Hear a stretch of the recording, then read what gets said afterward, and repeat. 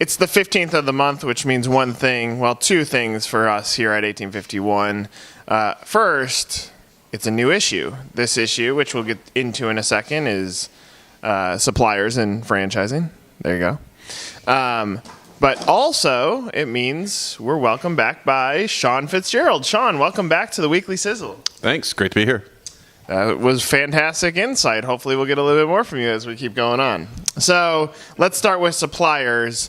We're obviously covering some of the next great suppliers in franchising and what it takes from an innovation standpoint. What ideas are they coming up? How are they acquiring clients? How are they keeping clients? So you, when you were in franchise development, what qualities would you look for in a great supplier? Focus more on the relationship side than the product side, because we'll get into that in a second. I think the relationship side would be really having an understanding of your brand, your needs, and providing not just value from the products and services, but just an understanding of your overall strategy of what you're trying to accomplish and how they can help you as a franchisor just be more effective and efficient in what you're trying to accomplish. Okay, so even go a step further back. Are you looking at their website? Are you requiring the supplier to come visit you to understand your business? What steps would you go into? Say you're looking for a new CRM system. A website's a good start, but as everybody knows, the franchising industry is relatively small, so it's word of mouth was always a big one, and getting validation from other brands that are utilizing those vendors and their experiences. So that was a big part. I would just pick up the phone and call people I know in the industry and ask them if they knew anything about it, or if they didn't know anything about it and knew somebody who would, and then reach out to them and ask them their experience. Okay, so you start reaching out to folks. How important is price? And I say this because even when on our agency side, sometimes we'll get shopped on price. But is that important? Are you looking at price? Does price make your decision, or what ultimately makes your decision on whether you're going to use a supplier or not? I mean, everybody uses price as like kind of a guideline, but you really get what you pay for.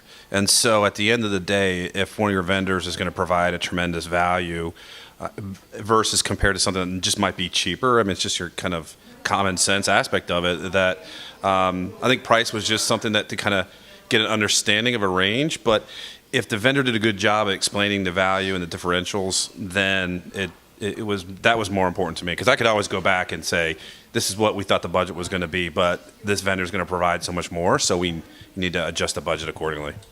So now let's get into politics. Not too far into politics, but Trump has picked his VP candidate, allegedly, Governor Pence.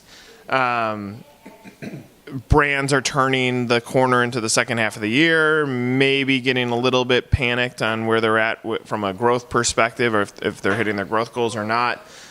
What should brands expect when we're coming this close to the election, in an election year, and do things slow down from a development standpoint historically from your best data or your best experience?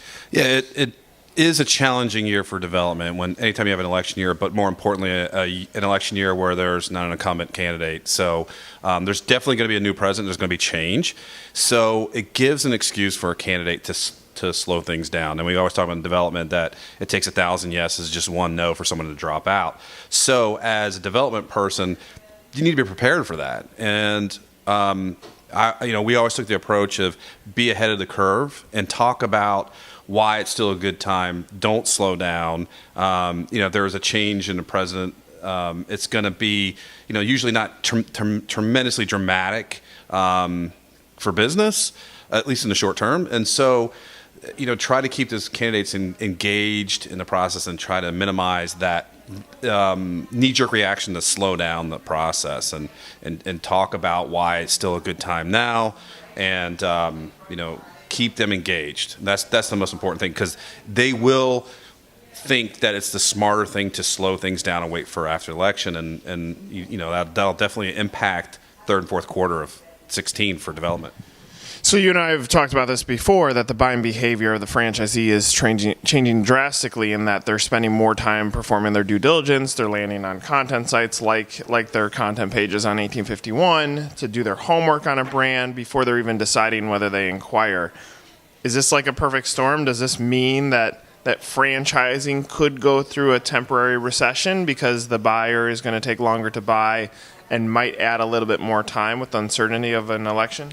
Most definitely. I mean, that is what I would predict that's going to probably happen. It happens every 4 years, but more importantly, it happens every 8 years when there's a major change like this. So having good talking points, good material, because we always talk about that ghost candidate. So you're going to see a little bit of a drawback. Doesn't mean that they're dead. I think that's a misconception that people think, well, I haven't got a hold of the person that are slowing down, so they're out. That just means that they're continuing their due diligence and they're slowing it down. So having good content, having a good story to tell, keep them engaged and try to get them back into the mix. From an executive standpoint, should executives start talking to their CEO and really evaluating where they're at the halfway point of this year and saying, just to set your expectations, I don't know that we're going to hit the 1,000 units that you wanted. Should they start setting expectations? Yeah, if the year started out slow, it's going to be challenging to make it up in the second half of the year, third and fourth quarter. So I think it's important to have these conversations. But keep in mind, though, that it's just a slowdown, not that there's a red flag, that something's wrong with your process or something's wrong with your what you're trying to do. You're just going to have to be a little bit more, I don't want to say aggressive, but just more creative in getting your story out and getting people excited and engaged in your process. Well, there you have it. So another great episode, if I do say so myself, of the Weekly Sizzle. For Sean Fitzgerald, I'm Nick Powles. Have a great weekend. See you guys. See ya.